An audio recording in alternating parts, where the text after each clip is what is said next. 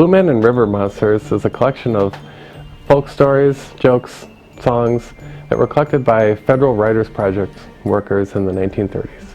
These interviews were with a variety of ethnic groups from Norwegians, Swedish, Swiss, and also several Native American tales as well.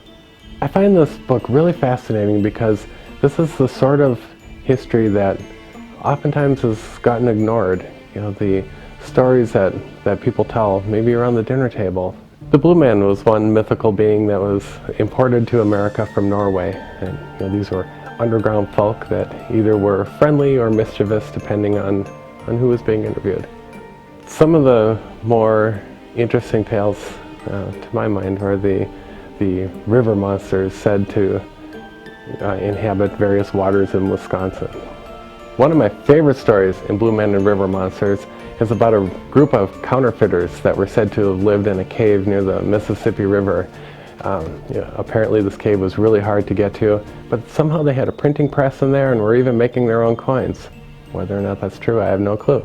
But it's interesting to think of these kind of brigands hiding out in a cave and peddling their counterfeit currency to traders along the Mississippi.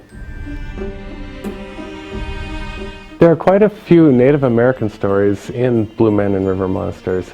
They vary from stories of medicine men to various heroic tales about Hiawatha, and to some legends about how the Wisconsin Dells were formed. The subject matter really interests me because it is not about great kings and the glory they cut from themselves swinging mighty swords, but it's about real people, regular people, people like us, stories that we tell.